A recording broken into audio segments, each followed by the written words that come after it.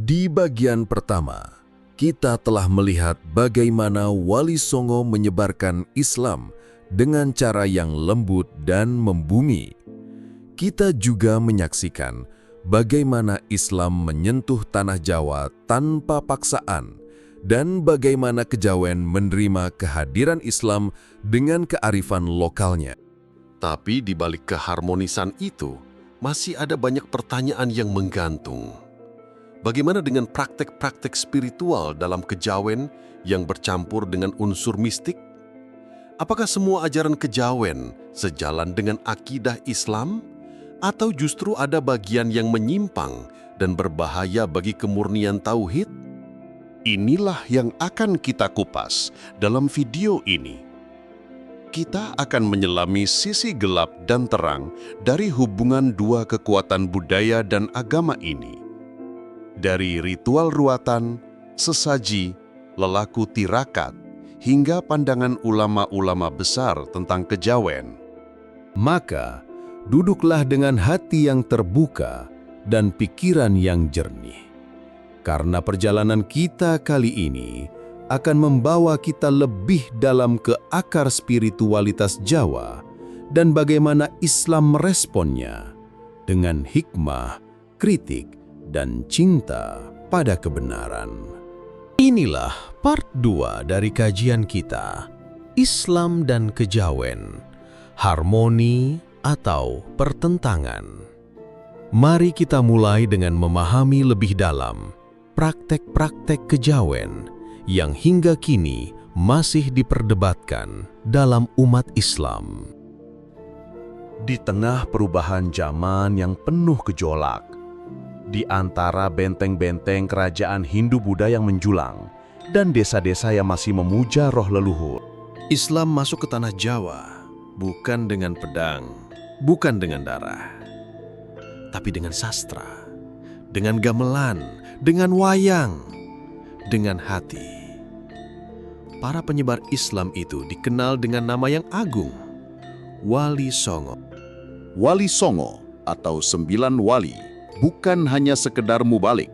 Mereka adalah peletak fondasi peradaban Islam di Nusantara yang menyatu dengan masyarakat Jawa tanpa merusak jati dirinya. Mereka tidak menghapus budaya, tapi mengubahnya dari dalam. Seperti air yang masuk ke dalam tanah tanpa merusak tanah itu sendiri. Wali Songo melihat bahwa masyarakat Jawa sangat menghargai simbol dan seni. Ajaran agama harus diinternalisasi, bukan dipaksakan. Maka strategi mereka adalah dakwah kultural, seperti wayang kulit. Dulu berisi cerita Mahabharata dan Ramayana. Oleh Sunan Kalijaga, kisah itu dipenuhi pesan Islam. Tokoh Punakawan atau Semar, Gareng, Petruk menjadi media dakwah moral. Gamelan dan tembang Jawa. Irama Jawa dipadukan dengan lirik sufistik dan pesan tauhid. Mereka tak mengganti gamelan dengan rebana, tapi mengisi nadanya dengan nilai ketuhanan. Upacara tradisi lokal. Sekaten dirancang oleh Sunan Kalijaga dan Sunan Bonang. Dulu untuk menarik masyarakat ke masjid dan mengenal ajaran Islam. Grebek Maulud merayakan kelahiran Nabi Muhammad, tapi dibalut dalam bentuk arak-arakan budaya lokal. Wali Songo tidak melawan Kejawen secara frontal, tapi mereka mengislamkan makna, bukan menghancurkan bentuk. Contohnya adalah, gunungan dalam wayang adalah lambang dunia fana, harus ditundukkan. Tumpeng bukan untuk dewa, tapi bentuk syukur pada Allah. Keris tidak untuk disembah, tapi simbol perjuangan dan keberanian. Mereka tidak merobek lembaran lama, tapi menulis Islam di atas lembaran itu, tanpa menghapus akarnya. Pendekatan Wali Songo bukan hanya strategi, tapi juga filosofi. bahwa Islam adalah rahmat untuk seluruh alam, termasuk budaya lokal. Bahwa syariat tidak menolak adat, selama adat itu tidak melanggar tauhid. Dalam tangan Wali Songo, Islam bukan sekadar hukum, tapi juga rasa, seni, dan jiwa. Wali Songo tidak membunuh tradisi, tapi membimbingnya menuju cahaya Islam. Namun, disinilah muncul pertanyaan. Apakah pendekatan ini berhasil meluruskan akidah atau justru melanggengkan sinkretisme? Apakah Islam ala Wali Songo tetap bertahan hari ini atau telah dikaburkan oleh kejawen baru yang tidak mengenal syariat? Wali Songo bukan hanya penyebar Islam. Mereka adalah arsitek kebudayaan, psikolog sosial, dan pencerah jiwa. Dengan cinta dan kebijaksanaan, mereka memeluk Jawa dan membisikkan kalimat tauhid ke dalam batinnya. Jika Wali Songo datang dengan kelembutan, maka generasi selanjutnya menghadapi tantangan baru. Islam telah tumbuh, tapi belum utuh. Kejawen tetap kuat, tapi belum tunduk. Lalu muncullah pertanyaan yang belum usai hingga kini. Mana yang murni? Mana yang asli? Mana yang harus dipertahankan? Pada abad ke-19 dan awal abad ke-20, kolonialisme Belanda membawa dampak besar dalam cara masyarakat memandang agama. Belanda memperkuat kejawen yang bersifat sinkretik dan dianggap tidak mengancam kekuasaan. Sementara Islam yang keras dan tegas dianggap radikal dan dibatasi ruang geraknya. Disinilah muncul gerakan Islam baru yang lebih puritan dan skriptural, seperti Muhammadiyah yang didirikan oleh Kiai Haji Ahmad Dahlan, dan juga Persis atau Persatuan Islam. Gerakan ini membawa semangat tajdid atau pembaharuan untuk kembali kepada Al-Quran dan Sunnah secara literal. Mereka menolak amalan yang tidak berdasar dalil, termasuk beberapa unsur dalam budaya kejawen. Gerakan Islam Puritan menyoroti beberapa praktik masyarakat yang masih bercampur, antara lain adalah nyadran, ziarah kubur massal yang disertai ritual, selamatan, doa bersama dengan tumpeng dan sajian simbolik, mitoni, ruatan, dan upacara daur hidup yang masih melibatkan sesajen. Bagi mereka, ini adalah bid'ah, bahkan bisa mendekati syirik. Namun bagi masyarakat awam, itu adalah identitas dan bagian dari adat istiadat yang diwariskan. Maka pertentangan tak bisa dihindari antara mereka yang ingin menyucikan Islam dan mereka yang ingin menjaga warisan leluhur. Di desa-desa, budaya kejawen tetap dominan. Di kota-kota, muncul gerakan Islam modern yang lebih skriptural dan menjauhi budaya lokal. Disinilah Islam bukan hanya soal akidah, tapi juga soal identitas sosial, emosi keluarga, dan simbol komunitas. Sejumlah tokoh dan organisasi berupaya menjembatani keduanya.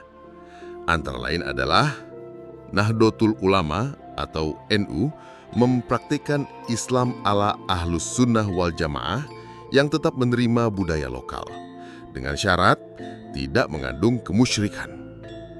Beberapa pesantren mengajarkan tasawuf dan kearifan lokal, tapi tetap menjaga tauhid. Dialog antar golongan dilakukan dalam bentuk seminar budaya, bahtul masail, dan forum lintas ormas.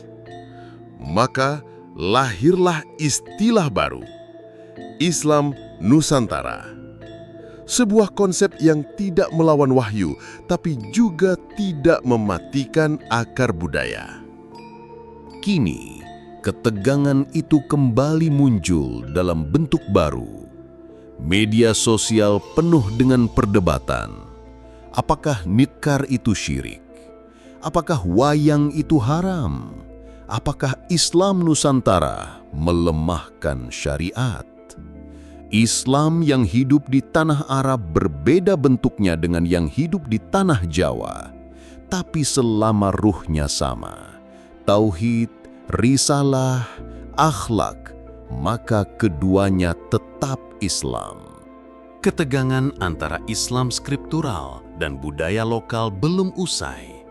Namun, justru di dalam ketegangan itulah terbentang kesempatan untuk mendalami makna agama, bukan hanya bentuk lahiriahnya.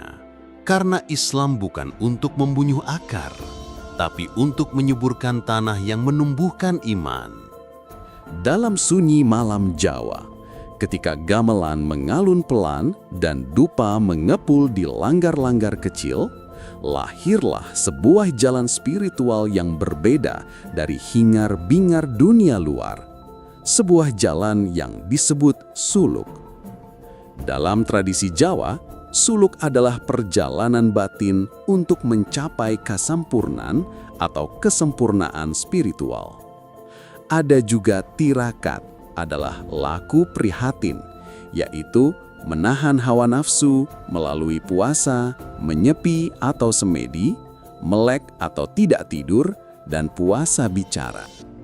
Dalam Islam, ada konsep tasawuf, yaitu penyucian jiwa untuk mendekat kepada Allah. Praktek tirakat banyak dikenal dalam dunia sufi, seperti halwat, menyendiri, riyadah, latihan rohani, dan zikir malam, dan murakabah. Disinilah terjadi persinggungan yang unik antara tasawuf Islam dan kebatinan Jawa. Persamaannya, keduanya mengejar penyucian jiwa, sama-sama menekankan keikhlasan, kesabaran, dan pengendalian hawa nafsu, menggunakan simbol dan bahasa rasa, bukan logika semata. Sedangkan perbedaannya yaitu, tasawuf Islam tetap terikat pada syariat, salat, puasa, zikir, Quran. Suluk kejawen kadang mencampurkan ajaran dari Hindu, Buddha, bahkan animisme.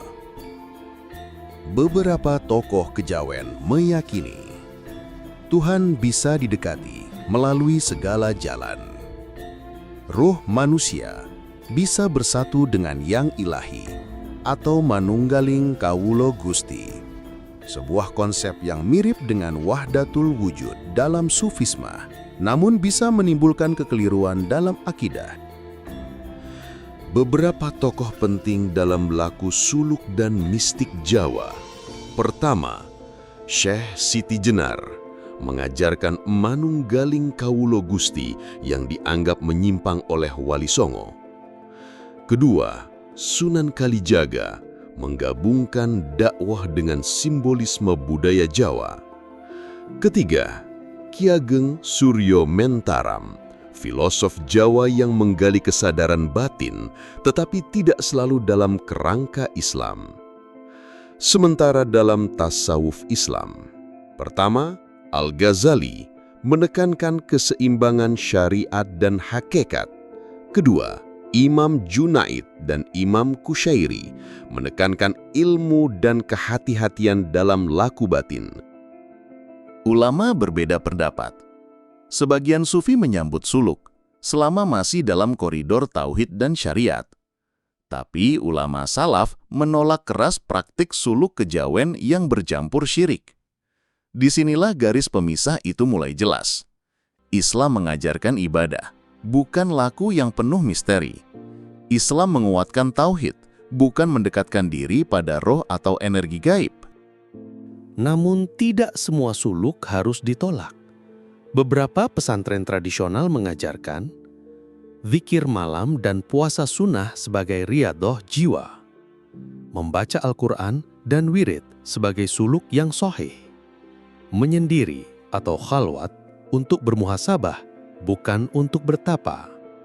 Suluk dalam Islam adalah tentang mengenal diri dan mengenal Tuhan. bukan mencari kesaktian atau kesempurnaan duniawi. Suluk dan tirakat dalam kejawen mungkin lahir dari pencarian spiritual yang tulus. Namun Islam datang untuk membimbing pencarian itu agar tetap dalam cahaya wahyu. Karena cahaya spiritual tanpa wahyu bisa menyesatkan ke jalan yang samar. Ketika malam tiba dan lampu blencong mulai menyala, ketika dalang mulai menembang dan gamelan bergema dari kejauhan, maka lahirlah dunia bayang-bayang. Wayang, gamelan, tembang, di sanalah Islam dan kejawen menyatu dalam bahasa seni yang indah. Tapi, apakah semua itu murni ekspresi budaya? Atau terselip nilai-nilai yang bertentangan dengan ajaran Islam? Wayang kulit bukan sekadar hiburan. Ia adalah media dakwah. Sunan Kalijaga, salah satu wali Songo, adalah pelopor penggunaan wayang untuk menyebarkan Islam. Ia memasukkan nilai-nilai Islam ke dalam tokoh-tokoh Mahabharata dan Ramayana. Kisah Semar dan Punakawan dihadirkan sebagai simbol keikhlasan dan kerendahan hati. Pertarungan antara Pandawa dan Kurawa dijadikan metafora antara nafsu dan nurani. Gamelan adalah warisan seni musik Jawa yang syarat makna filosofis. Dalam kejawen, bunyi gamelan dipercaya merepresentasikan keseimbangan kosmos, irama kehidupan manusia, dan ketenangan batin yang mendalam. Dalam acara sekaten, gamelan digunakan untuk menarik perhatian masyarakat saat perayaan Maulid Nabi Muhammad SAW. Sekaten berasal dari kata syahadatain sebagai bentuk syiar di keraton. Namun, tak jarang gamelan juga digunakan dalam acara sesajen, ruwatan, dan upacara-upacara adat yang tidak bersumber dari Islam. Islam memang tidak melarang musik secara mutlak, tapi Islam memberi batasan. Musik yang membawa pada kemaksiatan dan kesyirikan adalah terlarang. Beberapa simbol spiritual kejawen yang masih digunakan. Gunungan dalam wayang, lambang alam semesta dan titik awal penciptaan. Tumpeng, puncak gunung sebagai persembahan kepada Sang Hyang. Sesaji, makanan dan dupa untuk memohon keselamatan. Dalam Islam, konsep ini bermasalah jika mengandung unsur meminta kepada selain Allah, melibatkan keyakinan terhadap ruh leluhur atau makhluk halus, dilakukan tanpa dasar syariat. Namun di sisi lain, sebagian tradisi dapat dialihkan maknanya. Tumpeng kini banyak digunakan sebagai simbol syukur kepada Allah. Wayang digunakan untuk dakwah, asal isinya sesuai Islam. Pendekatan inklusif budaya ala Wali Songo berhasil menyentuh hati masyarakat Jawa. Namun kini muncul dua arus. Satu, arus pelestarian budaya. Dua, arus purifikasi atau pemurnian. Arus pelestarian budaya menganggap Islam harus berdamai dengan kearifan lokal, mendukung pendekatan seni untuk membumikan Islam. Arus purifikasi menganggap budaya kejawen perlu dikritisi dan ditinggalkan, menolak semua unsur yang berasal dari warisan Hindu-Buddha. Maka jalan tengah pun harus dibangun. Menyaring budaya dengan tauhid, menyeleksi ekspresi dengan syariat, menyemai keindahan tanpa kehilangan akidah. Islam dan kejawen bertemu dalam pentas budaya, dalam gamelan yang merdu, dalam wayang yang penuh nasihat. Namun hanya ketika ruh tauhid menjadi jiwa dari pertunjukan, barulah budaya itu bernilai ibadah. Jika tidak, ia hanya akan menjadi bayang-bayang kosong yang menghibur, tapi tidak membimbing. Dalam banyak rumah Jawa kuno, tersimpan secarik kertas bertuliskan aksara kuno, dibalut kain mori, diletakkan di atas pintu, atau disimpan di dompet. Mereka menyebutnya rajah atau jimat. Katanya itu untuk perlindungan. Katanya itu untuk keselamatan. Tapi bagaimana Islam memandang semua itu? Rajah atau rajahan adalah tulisan-tulisan tertentu yang dipercaya memiliki kekuatan spiritual. Biasanya ditulis dengan aksara Jawa, Arab Pegon, atau simbol-simbol metafisik. Beberapa rajah mengandung ayat-ayat Al-Quran. Sebagian lain berisi mantra dalam bahasa Sanskerta atau Jawa kuno. Ada yang dibuat oleh dukun, ada pula yang diwariskan turun-temurun. Tujuannya beragam: penolak bala, penarik rejeki, pemikat lawan jenis, pengaman dari gangguan goib. Namun, disinilah letak bahayanya.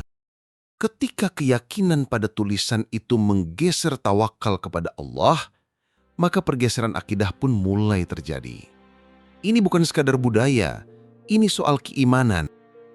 Dalam Islam, Rasulullah SAW bersabda, barang siapa menggantungkan tamimah atau jimat, maka sungguh ia telah berbuat syirik. Islam sangat tegas soal kesyirikan, sebab kesyirikan adalah dosa terbesar yang tidak akan diampuni jika pelakunya mati dalam keadaan tidak bertaubat. Tak semua amalan kejawen otomatis salah.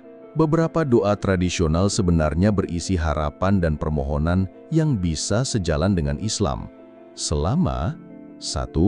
Ditujukan hanya kepada Allah. 2. Tidak menyebut nama roh, leluhur, atau makhluk gaib. 3. Tidak mengandung unsur sihir atau mantra gaib.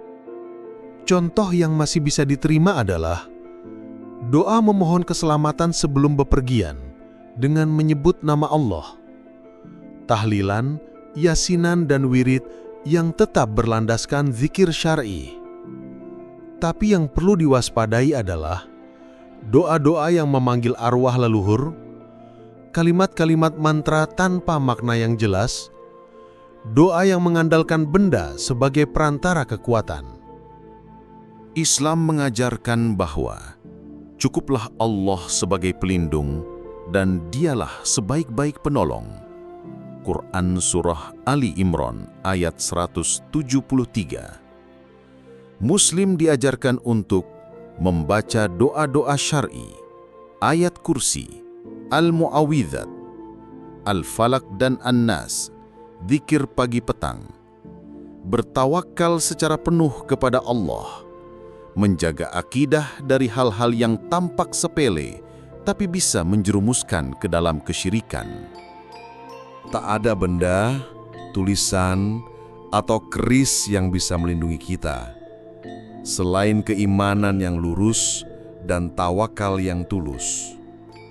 Maka saat kita mengenal budaya, jangan pernah lupakan batas yang ditetapkan oleh tauhid. Kita telah berjalan jauh, menelusuri sejarah, keyakinan, hingga ritual-ritual warisan masa lalu. Kini, tiba saatnya kita bertanya, di tengah kemajuan zaman dan derasnya arus modernisasi, apakah kejawen masih memiliki tempat? Apakah ia bisa berdampingan dengan Islam? Apakah keduanya justru seperti dua kutub yang berseberangan? Generasi muda Jawa kini hidup di era yang sangat berbeda dari para leluhurnya. Internet menggantikan kitab-kitab kuno, Google menggantikan peran dukun atau pini sepuh, urbanisasi membuat banyak anak muda Jawa lupa asal-usul tradisi mereka.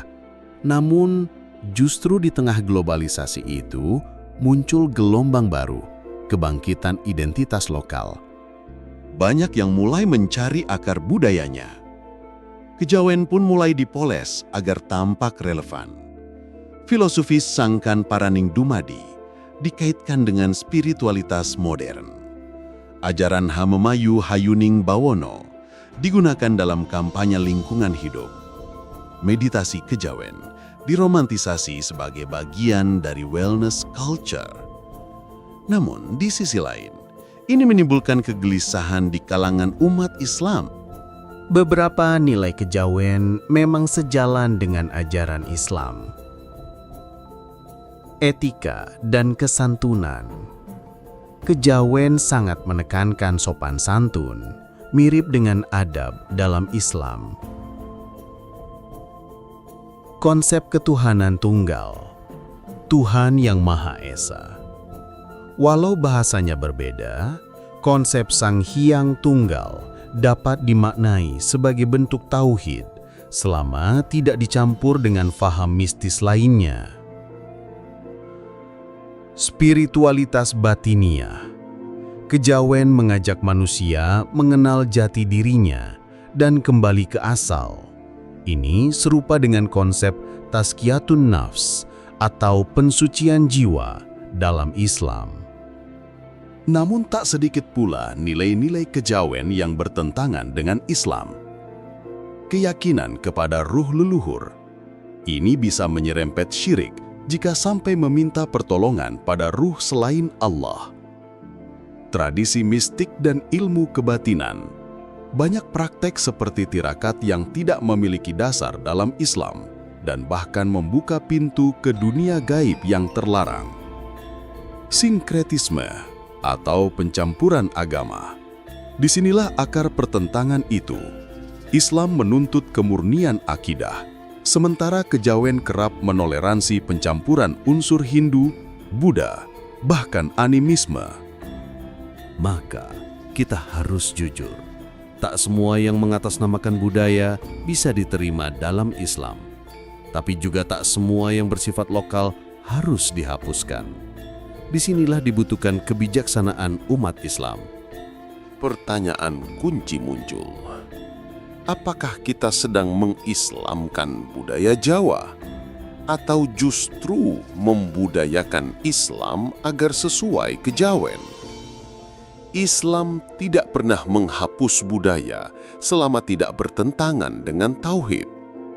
Namun ketika Islam dibelokkan agar tampak cocok dengan kejawen, itu bukan harmoni, itu adalah kompromi akidah yang berbahaya. Islam adalah rahmat bagi semesta alam.